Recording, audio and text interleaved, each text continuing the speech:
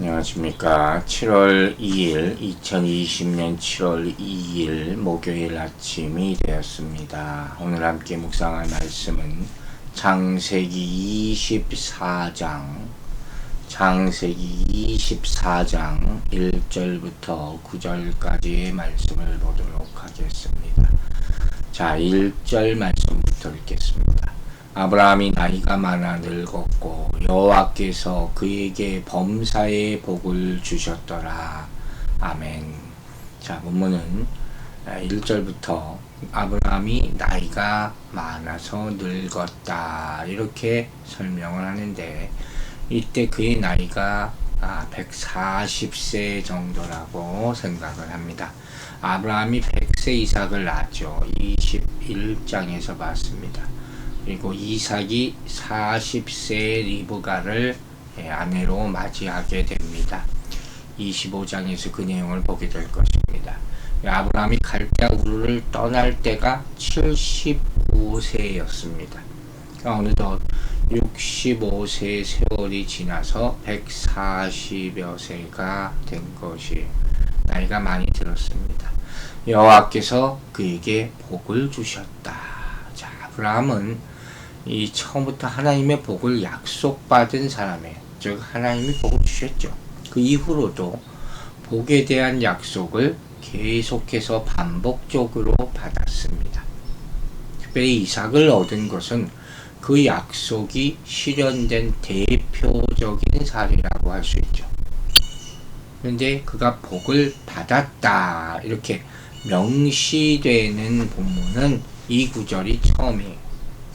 이 35절에 기록된 종의 고백에서도 반복해서 언급되고 있는 것을 볼 수가 있습니다. 2절 보겠습니다. 아브라함이 자기 집 모든 소유를 맡은 늙은 종에게 이르러 청하건대 내 허벅지 밑에 내 손을 넣으라. 아멘. 자, 아브라함이 자기 집의 모든 소유를 맡은 종에게 특별한 일을 지금 맡기는 모습입니다.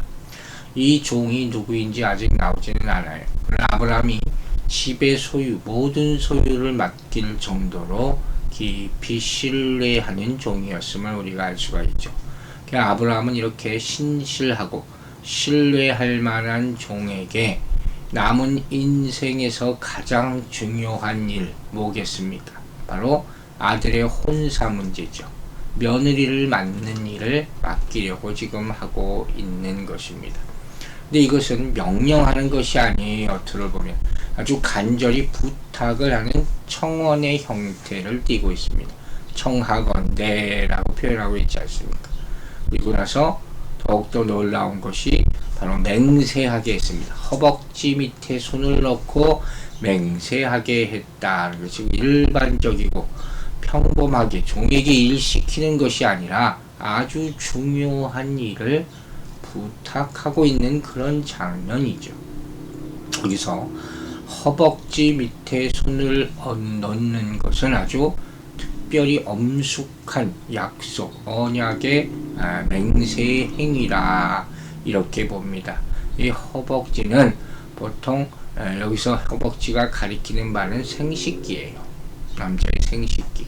그래서 여기서 손을 생식기 아래 두고서 약속하는 것은 고대 근동에서 맹세나 언약의 방식들, 우리가 이제 봤죠. 짐승을 쪼개 그 사이로 지나가는 것, 또 그 짐승을 잡아서 피를 뿌리는 것, 그런 언약의 방식들, 그 가운데 하나로 알려진 바로 방식이 허벅지 밑에서 맹세하는 것이죠. 이것은 지금 자신의 후손을 걸고 맹세한다, 언약을 세운다는 의미로 볼 수가 있습니다. 자, 이것으로 보아서 이런 맹세를 이제 이 일을 시키기도 전에 하게 하는 것으로 보아서 이 일이 아브라함과 후손들에게 얼마나 중요한 일인지를 우리는 짐작할 수 있는 것이죠. 3절과 4절 읽겠습니다.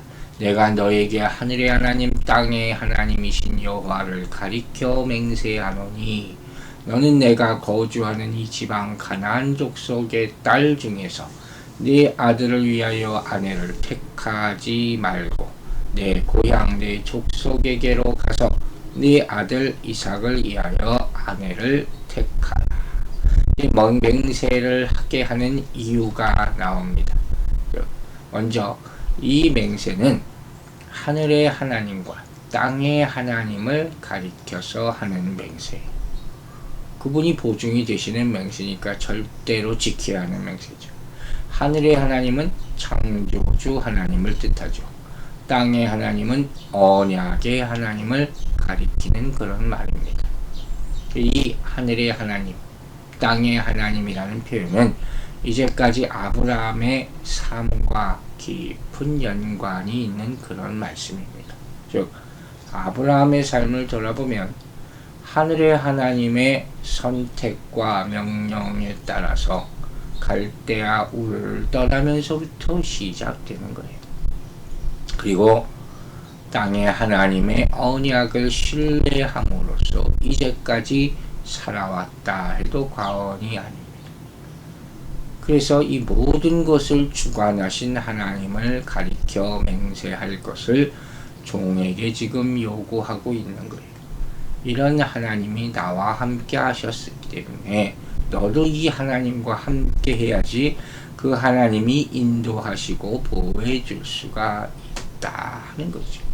그 내용은 이제 뭡니까? 바로 아들 이삭의 아내 며느리 될 처자를 여기 우리가 있는 가나안 땅이 아니라 아브라함의 고향에서 찾아오라. 이걸 지금 시키는 거예요.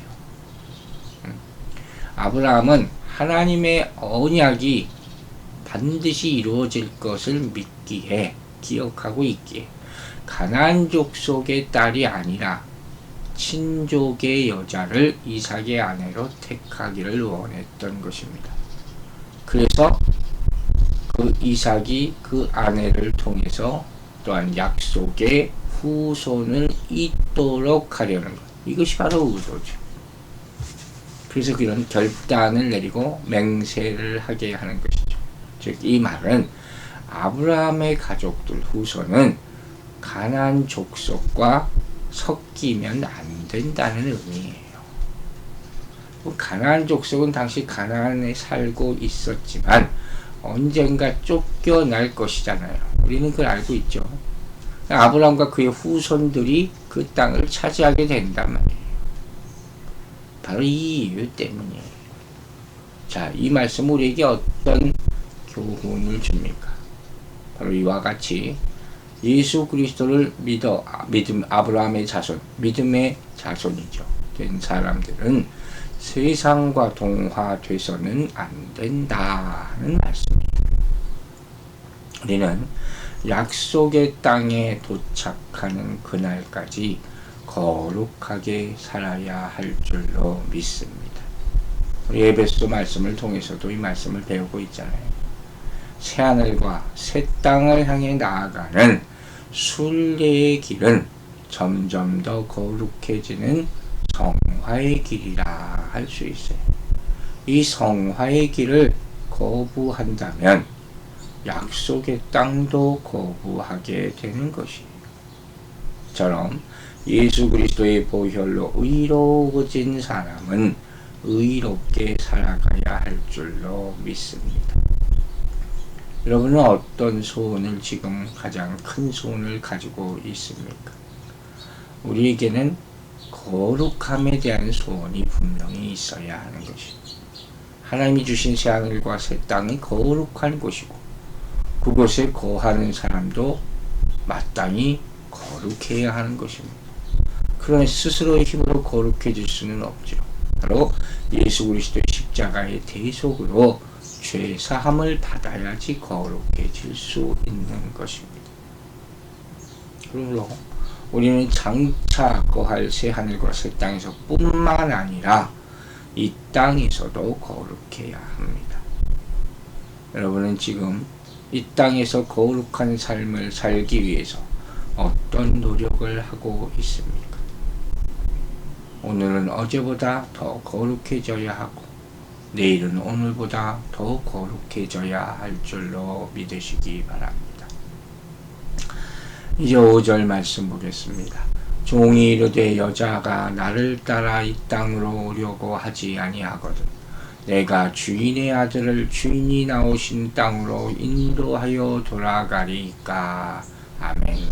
자, 지금 이 종이 걱정이 생기는 것이죠. 좀 자기 입장에서는 황당하죠. 아브라함 직접 찾아가는 것도 아니고 그 귀한 아들의 며느리감을 자기 보고 찾아오라고 하니까. 네.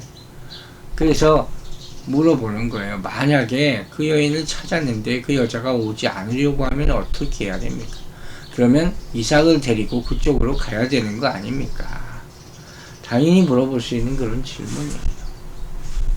본문을 가만히 구절을 보면 아주 상반된 의미를 가진 두 개의 동사가 나오는 것을 볼 수가 있어요. 이 표현을 통해서 아브라함의 의지가 담겨져 있단 말이에요. 하나는 돌아가라 하는 것이고 또 하나는 나오다 하는 그런 말이에요. 아시겠죠? 완전히 반대죠.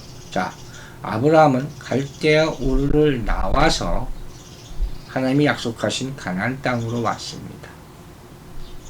그것은 결코 되돌릴 수 없는 일이에요. 그러므로 이삭이 결혼을 해서 갈대아로 돌아가는 일은 결코 있을 수 없다 하는 것입니다. 그리고 엘리에서 이 종의 질문이 아브라함의 답변이 이와 같은 하나님의 인도하심을 확실하게 규정지어 버리고 있는 것이 아주 절묘한 그런 화법을 사용했죠. 아브라함과 엘리에셀이 당시에는 그 의미를 알면서 대화를 하지는 않았을 거예요. 그러나 결론적으로 이 대화는 이스라엘의 장래 운명에 대한 예언적인 진술이라고 할 수 있단 말이에요. 왜? 수백 년 후에 아브라함의 자손들이 갈대아 땅으로 사로잡혀 돌아가는 일이 생기기 때문에 그리고 후에 유다의 멸망과 바벨론 포로 사건으로 말미암아 이스라엘의 전 역사가 원점으로 돌아가게 되기 때문에 이 얼마나 가슴 아픈 역사입니다. 자, 이제 6절 봅시다. 아브라함이 그에게 이르되 내 아들을 그리로 데리고 돌아가지 아니하도록 하라. 아주 강한 당부예요. 단호하게 거부하는 거예요. 하나님의 명령과 다른 방향으로 가서는 안 된다 하는 것이죠. 그리고 그 이유를 7절과 8절에서 설명을 합니다. 자, 7절부터 보겠습니다. 하늘의 하나님 여호와께서 나를 내 아버지의 집과 내 고상 땅에서 떠나게 하시고 내게 말씀하시며 내게 맹세하여 이르시기를 이 땅을 내 씨에게 주리라 하셨으니 그가 그 사자를 너보다 앞서 보내실지라. 네가 거기서 내 아들을 위하여 아내를 택할지니라. 만일 여자가 너를 따라오려고 하지 아니하면 나의 이 맹세가 너와 상관이 없나니 오직 내 아들을 데리고 그리로 가지 말지니라. 그 종이 이에 그의 주인 아브라함의 허벅지 아래 손을 얹고 이 일에 대하여 그에게 맹세하였더라. 아멘. 자, 이삭을 거치는 고향으로 데리고 가지 마라. 절대 그러지 말라 하고 얘기한 아브라함이 종에게 다시 한번 권면하죠. 이 땅을 내 씨에게 주겠다. 하나님께서 약속했다. 그것을 근거로 지금 명령하는 거예요. 종에 맡은 일은 그의 능력과 노력으로 지금 이루어지는 것이 아니에요. 여기 나오잖아요. 그가 그 사자를 너보다 앞서 보낸지 하나님이 미리 일하고 계신다 하는 거예요. 우리는요, 가서 그냥 잠깐 일하고 떠나는 것 뿐이에요. 무엇이든지. 일은 하나님이 하시는 겁니다. 그러니 우리는 자랑할 게 하나도 없다 그랬어요. 이 모든 일도 하나님의 섭리 가운데서 이루어지는 일이라는 거예요. 종은 쓰임 받을 뿐이죠. 그래서 아브라함은 자신이 하늘의 하나님 택함을 받아서 가나안 땅에 왔고 하나님이 가나안 땅을 후손에게 주시겠다고 약속했으니까 이삭은 절대로 떠나서는 안 된다. 이삭의 결혼이 중요하지만 이 땅을 떠나서 하는 결혼은 의미가 없다. 이렇게 얘기하고 있는 거예요. 즉 이삭의 아내를 찾는 일은 아브라함 개인의 일이 아니라 하나님의 언약 가운데 이루어지는 일이기 때문에 하나님이 사자를 먼저 보내셔서 모든 일을 주관하실 것이다 밝히고 있습니다. 그제야 종은 아브라함의 허벅지 밑에 손을 넣고 맹세하는 것입니다. 여러분, 하나님의 언약 백성은 이미 약속의 땅에 이르렀다는 확신을 가지고 살아가야 돼요. 비록 새하늘과 새 땅이 아직 도래하지 않았지만 성령께서는 우리의 구원을 보증해서 약속의 땅에 거하는 감격을 이 땅에서도 성령의 역사로 말미암아 맛보게 하십니다. 그러므로 그 감격을 맛본 사람은 약속의 땅을 떠나서 세상으로 돌아가서는 안 되는 것입니다. 또한 하나님의 언약 백성은 아직 약속의 땅에 이르지 않았다는 긴장감을 가지고 살아가야 하는 것입니다. 그래서 새하늘과 새 땅에 거하기까지 이 땅에서 발을 두고 살지만 이 땅의 것을 위하여 살지는 않아야 하는 것입니다. 그러므로 약속의 땅을 눈앞에 두고 세상으로 다시 돌아가는 행동은 어리석고 불행을 자초하는 일이 되는 것입니다. 우리는 우리의 발이 향하는 곳이 어느 곳인지, 우리의 눈이 머무는 곳이 어느 곳인지 철저하게 점검해야 됩니다. 우리의 눈과 발은 언제나 새 하늘과 새 땅을 향해 있어야 합니다. 사탄은 우리가 구원받기 전으로 돌아가 그를 따르기를 간절히 바라고 우리의 눈과 발이 다시 세상으로 향하기를 원해서 유혹합니다. 하나님께서 성령으로 보증하사 이미 주신 약속의 땅을 올바르게 바라보시기 바랍니다. 당신이 그 땅에 입성할 날이 곧 임하게 될 줄로 믿습니다. 기도하겠습니다. 아브라함은 이삭의 며느리, 이삭의 부인을 찾는 그런 일을 통해서 하나님의 언약을 다시 한번 떠올립니다. 우리가 혹시 잊어버리고 있는 것이 없습니까? 미리 수차례 다짐하고 또 마음이 흔들려서 다른 길로 가려 하는 것은 없습니까? 이 시간 멈추고 돌이키게 하여 주시고 오로지 하나님이 주신 약속만 붙잡고 살아갈 수 있도록 성령이여 깨우쳐 주시고 도와주시옵소서. 우리가 가는 길, 이 교회가 가는 길 가운데 주의 영이 함께 하여 주시고 이제 이번 주일부터 교회에 돌아가 예배드리는 가운데서도 수많은 방해와 수많은 유혹과 수많은 연단 속에서도 이겨내고 하나님의 약속이 반드시 성취될 수 있도록 성령께서 보호하여 인도하여 주시옵소서. 감사드리며 예수 그리스도의 이름으로 기도했습니다. 아멘.